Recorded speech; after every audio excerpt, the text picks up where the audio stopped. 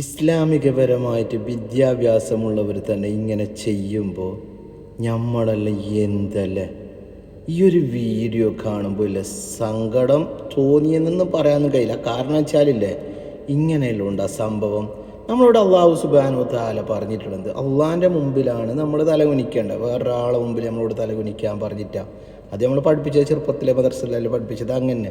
പക്ഷെ ഈ കാണുന്നത് എന്താണ്? സുബ്ഹാനല്ലാഹ്. അതിനെ പറ്റിയിട്ട് സംസാരിക്കാൻ അല്ല, പക്ഷേ നമ്മുടെ പ്രിയപ്പെട്ട ഉസ്താദ് എന്ത് പറയുന്നത് നോക്കാം. കേക്ക് ഈ വാക്ക്.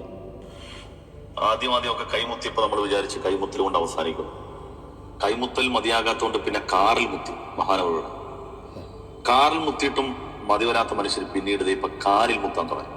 മനുഷ്യരെ പ്രതലത്തിലൂടെ നടന്നു പോകുന്ന കാല്, ആ കാല് വരെ മുത്താൻ തുടങ്ങിയിട്ടുണ്ട് മനുഷ്യൻ. റഹ്മാനായ റബ്ബ്, ഇതിങ്ങനെ കാണുന്ന സമയത്ത് നിങ്ങളുടെ മനസ്സിൽ എന്തോ ഒരു അസ്വസ്ഥത തോന്നുന്നുണ്ടെങ്കിൽ നിങ്ങൾ ഭാഗ്യവാന്മാരാണ്.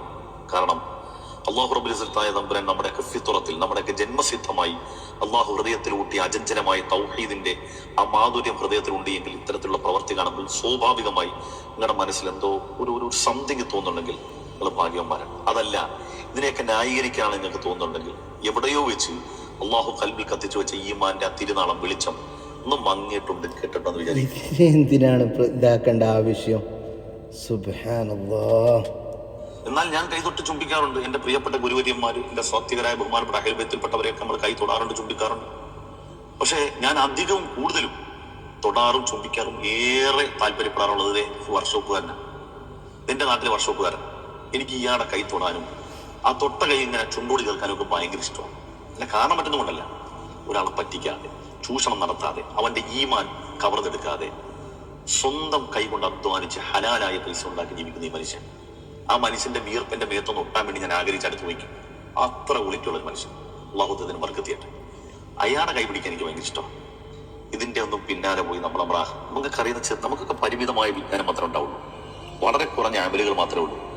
ഇതൊക്കെ തന്നെ ധാരാളമാണ്. ഒരുപാടൊന്നും വേണ്ട, ഒരുപാടൊന്നും ചെയ്തു കൂട്ടണ്ട.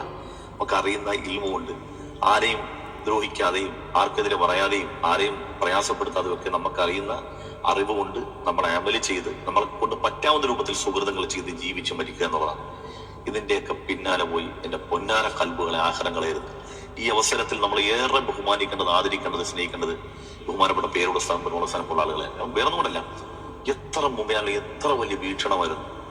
ഇതെവിടെ ചെന്ന് അവസാനിക്കും? ഞാൻ ആലോചിച്ചു പോയി. എൻ്റെ ഒരു വളരെ അടുത്തൊരു സുഹൃത്തുണ്ട്, ഒരു അസ്ലമിയ. ഇത് എന്നോട് പറയുന്നു, എടാ, കേരളത്തിലെ മുഴുവൻ ആലിമ്യങ്ങളും മോശമാണ്, പിഴച്ചവരാണ്, അവർക്കൊന്നും ദീൻ അറിയത്തില്ല, അവരൊക്കെ വെറും ചൂഷകരാണെന്ന് പറയുമ്പോഴും ഇവരാണ് സത്യത്തിന്റെ പാതയിൽ എന്ന് പറയുമ്പോൾ ഈ സത്യത്തിന്റെ പാതയിലുള്ള മനുഷ്യരെടുക്കുന്ന പണി എന്താ? രാവും പകലും ഈ ദൈവത്ത് പരദോഷം തന്നെ. പരദോഷം ആലിമ്യങ്ങളെ വലിച്ചു കീറുക, വെട്ടിക്കീറുക, വലിച്ചു കീറുക, ഞങ്ങൾ കുഴിച്ചു മൂടുക, ഇങ്ങനത്തെ പ്രകോപന പ്രഖ്യാപനങ്ങളല്ലാതെ അതിനപ്പുറത്തേക്ക് എന്തെങ്കിലും മനുഷ്യർക്ക് ഉപയുക്തമായ എന്തെങ്കിലും ഉണ്ട്? എന്നും ഈ വലിച്ചു കീറൽ, കുഴിച്ചുകൂടൽ, വലിച്ചൊട്ടിക്കലെന്നല്ലാതെ. ഇപ്പൊ അവസാനം എന്തായി? ഇതെനിക്കിപ്പോ അയച്ചു തന്നാരാ? ഞാൻ ആലോചിച്ചു പോയി.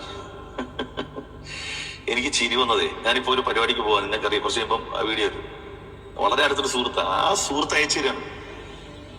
ചോദിച്ചിട്ട് ഇതെന്തോ കാലൊക്കെ മുത്തുനിന്ന് ചോദിക്കാണ്. നമ്മൾ എന്ത് ഈ മറുപടി ഇവനോട് പറയും? ഇവരോട് മറുപടി പറഞ്ഞു കൊടുക്കും. എനിക്കറിയാൻ വയ്യ, എനിക്ക് ദീനം വലിയ അറിയാത്തോണ്ട് സംഭവിക്കുന്നതായിരിക്കും.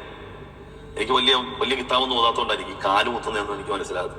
നമ്മൾ ഈ കാല് മുത്തിയവനെയും മുത്തപ്പെടുന്നവരെയൊക്കെ വിമർശിക്കുന്നതിനേക്കാൾ നല്ലത് നമുക്ക് സ്വയം ഒന്ന് ചിന്തിച്ചുകൂടെ? അള്ളാഹു നമുക്ക് തന്ന ബുദ്ധി, ബോധം ഇത് ഉപയോഗപ്പെടുത്തിക്കൊണ്ട് ശരിയും തെറ്റും നമുക്ക് നിർണ്ണയിക്കാൻ കഴിയില്ലേ? നമുക്ക് മുമ്പ് ജീവിച്ചു പോയി സ്വാത്വികരായ ഉലമാക്കൾ ഇവിടെ ജീവിച്ചു വന്ന ആ ഒരു പാതയെ നമുക്കറിയാവില്ല. അവരാരെങ്കിലും ഇങ്ങനത്തെ പ്രതി, അവരൊക്കെ എത്ര വലിയ ആദരവോട് കൂടിയാണ് അവരുടെ ഗുരുക്കന്മാരെ കണ്ടത്. അവരാരെങ്കിലും കാര്യമൊക്കെ ബുദ്ധിപ്പിടിച്ച് വലിക്കുന്ന കണ്ടിട്ടുണ്ടോ? അപ്പൊ അതുകൊണ്ട് എനിക്ക് പറയാനുള്ളത്, ഇവരെ ഒന്നും നമ്മൾ പറഞ്ഞു ഉപദേശിച്ചോ അല്ലെങ്കിൽ ഇവരെ വിമർശിക്കുന്നതിനേക്കാൾ ഹൈർ നമ്മൾ സ്വയം നന്നാകുക എന്നുള്ളത്. ഈ വഴിക്കൊന്നും പോണ്ട. നിങ്ങൾക്ക് വലിയ അറിവുകളും എനിക്കും നിങ്ങൾക്കൊന്നും വലിയ അറിവൊന്നുമില്ല, നമ്മൾ വലിയ അമലും ഇല്ല, വളരെ കുറവേ ഉണ്ടാവുള്ളൂ. അതും മതി അള്ളാഹ്ക്ക്. ഒരുപാടൊന്നും വലിച്ചു വാരിട്ട് ചെല്ലണം. പക്ഷേ നമ്മുടെ ഈമാൻ തെറ്റി പോകുന്ന പണിക്ക് നമ്മൾ നിൽക്കരുത്. നമ്മുടെ ആ അചഞ്ചലമായ തൗഹീദി ആശയത്തിൽ നിന്ന് വ്യതിചലിച്ചു പോകുന്ന പണിക്ക് നമ്മൾ നിൽക്കരുത്. കുറഞ്ഞ അമലും മതി, കുറഞ്ഞ അറിവും ആ അറിവിനാൽ ഉണ്ടാകുന്ന അമലുകളും കൊണ്ട് റബ്ബിന്റെ മുമ്പിൽ രക്ഷപ്പെടും. ചരിത്രം സാക്ഷിയാണ്. പക്ഷേ എന്തിനും ഇത് ചെയ്യുന്ന ഒരു മനുഷ്യന്റെ മനോഭാവം എന്താ? അവൻ അള്ളാഹിന്റെ അടുത്ത് സ്വീകാര്യത കിട്ടാൻ വേണ്ടിയായിരിക്കും.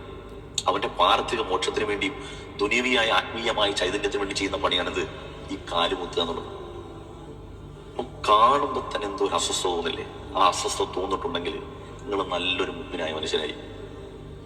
എന്തെങ്കിലുമൊക്കെ ആകട്ടെ, ജീവിക്കാൻ വേണ്ടി മനുഷ്യർ ചെയ്യുന്ന ഓരോ തന്ത്രപ്പാടുകൾ. കറക്റ്റ് ഉസ്താദ് പറഞ്ഞത്, ജീവിക്കാനും വേണ്ടിയിട്ട് ചെയ്യുന്ന ഓരോരോ തന്ത്രപ്പാടുകളെന്ന്. അതിൽ എന്ത് നമുക്ക് മനസ്സിലാക്കാൻ പറ്റും? ഇങ്ങനെ ചെയ്യാൻ പാടില്ല. എൻ്റെ വീഡിയോ കാണുന്നില്ല ആരെങ്കിലും ഉണ്ടെങ്കിലും ഒന്ന് അഭിപ്രായം പറഞ്ഞു കേട്ടോ. ഇങ്ങനെ ഉസ്താദിൻ്റെ കാല് മുത്താനും കാലിൻ്റെ അടുത്ത് വീഴാൻ